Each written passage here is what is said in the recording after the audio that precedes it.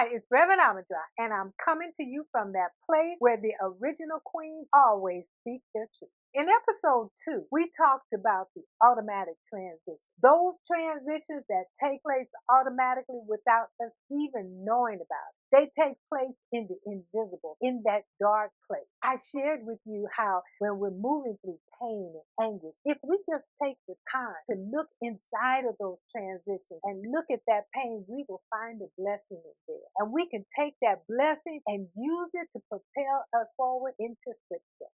In the second episode, I made a statement success needs to be facilitated. You have to help your success along. It's just not going to drop out of the sky into your lap. You have to actually do some work. But there are 5 killer words that will keep us from moving forward into our success. And they are, I don't have enough time. I hear that all the time. I don't have enough time. I have to do this for that person, this for that person. And what I say to you, when I hear those words, I don't have enough time, what I'm actually hearing is I am not prioritizing myself. That's what I hear. Because when we prioritize ourselves, we have enough time. We can do all of it, but we have to move ourselves from the back burner to the front burner. If you want success, you have to put yourself in the forefront of the line for your attention and your energy. It's not saying that you still won't be supportive of all the other stuff you have to do. All it is you shift your priorities around so that you can facilitate your success. When you don't make the time to facilitate your own success, it's like pushing this giant boulder up a hill with your own strength and your own stamina. It's difficult. It's hard. But when you begin to facilitate your own success, it's like having a pulley that you just pull on and the rock just moves up the hill automatically.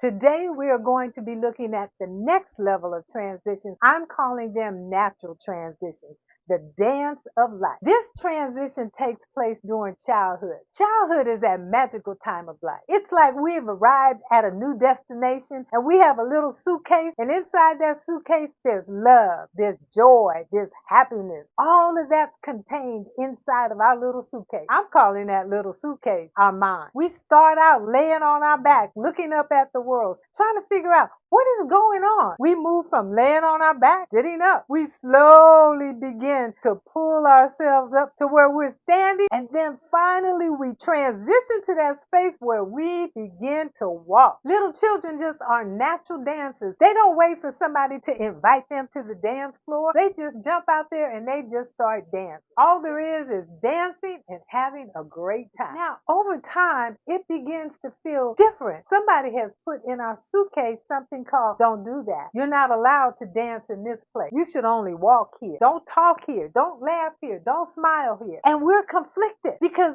deep down inside, we want to dance. After a while, our joy is fading and we start feeling like, I wish I could have those days back where I just laughed and I was joyous, happy, and free. We look around and say, what happened? In many societies, they have something called a rites of passage. Rites of passage is very powerful because the whole community comes together and they celebrate that child and help them understand all of the things that was put in that bag when they were little gets taken out because they no longer need it. And as they move forward, they get new information that's going to help them on the next stage of life. But unfortunately, in our society, we don't have a rites of passage. And so all the stuff that got put in our little suitcase is piled up on top of what we naturally came with. Maybe we had some experiences that say something negatively about who we are, and we've taken that on and made it part of who we are. And after we move from the stage of childhood to the next phase of life, we find that we're dragging along a lot of things around that don't serve us. And as we get older, we aren't always able to move forward and go in the direction that we want to because there's something in our suitcase saying to us, you can't go there. You're not good enough. You shouldn't. Stop. Don't do that. So we stop. I want to use the analogy of a closet that you've just been throwing things into this closet over the years until finally it gets to the place where you're scared to open the door and you make a decision to clean this closet out. Deep down in the bottom, under all of this stuff, you find a treasure. Finding that that treasure is so exciting. We forgot it was even there. That's the same thing that happens when we stop inside of a transition and take the time and remove all the things out of there that no longer serve us. We don't have a space to look and examine who we are so that when we move into the next phase of life, we can move into it clear and free. We find ourselves as capable adults, successful in certain areas of our life, and then in other areas of our life, not so successful. And sometimes we get stuck and we don't know why. When we look inside of our lives, we discover we have something in our mind that's saying to us, we cannot do that. You should stop. And that was put there when we were little bitty children. And we keep moving forward with those behaviors, even though those behaviors are stopping us from being successful. Once you remove that idea, the behavior goes with that idea. I remember as a young person, in my bag, I had something in it saying that you can't write, nobody's going to read it, writers don't look like you. I could never be a writer. Once I looked inside of my life, found a blessing underneath all of those ideas and concepts. I found a writer. And at that moment, I started writing, and I never stopped writing. But if I hadn't have had the opportunity to look inside of my bag and see exactly what was in there and examine all those ideas that had been put into my bag, some by me, some from society, I would have never found the right. So what's up under all the ideas and concepts that you've been putting in your bag from the day you arrived? Now is a good time to stop and to begin to look inside of that transition, the natural transition. That transition when you were dancing and having so much fun. Go to that transition. What are the ideas, the concepts, the beliefs that were put into your bag that caused you to stop dancing, that were burdening you down? And today you find yourself stuck, not being able to create success in a certain area of your life. Sometimes we just give up because we're tired of trying to create success in a certain area of our life. And we just decide, I'm just going to be overweight.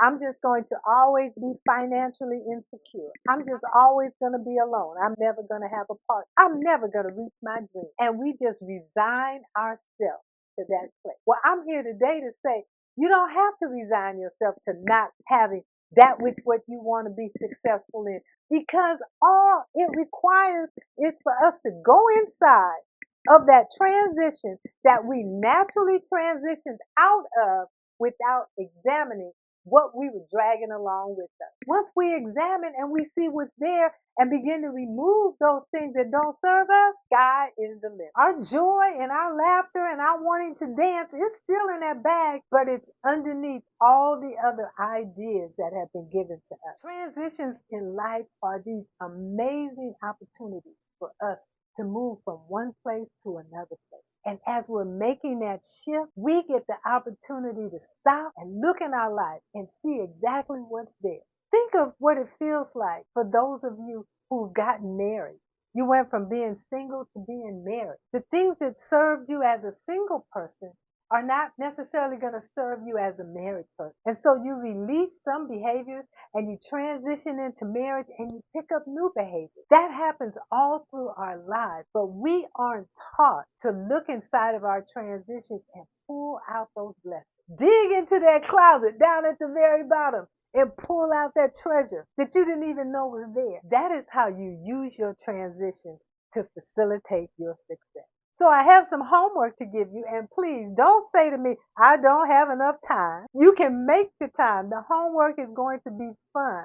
I want you to go back to those times where you used to dance like nobody was looking, or you didn't care if anybody was looking, and begin to understand what was it that you started hearing, seeing, experiencing that began to have you dance less, smile less, have less joy in your life. When you begin to identify those places, you can remove those concepts, those beliefs, because they're memory. You can pull the blessings out of them. You might have had a deep, deep hurt at one time in your life when you were younger, but you got through it. That's stamina. That's perseverance. You can use that stamina and that perseverance today, but you can release the hurt. You can release the fear. Something might have happened that caused you to be very fearful and you won't move forward. But once you look at it, you realize that today that fear is no longer necessary. So next week, we are going to be stepping into a different transition. It's called the creative transition. It's my show. Now you get to look at the ideas that created the behaviors, that created the habits that are keeping you from being successful in whatever area that you want to be successful in. Please pick up a copy of my book, The Uncrowned Queen Reclaims Her Throne, and a copy of the journal. Thank you for joining me today, and remember, share the link to the video with other sisters so that we can move into spaces of success. And when I say success, I'm talking about success in all areas of our life: spiritual, physical, social, emotional, financial. That means we have a balanced life and we get to dance like we danced when we were 2 years old. Bless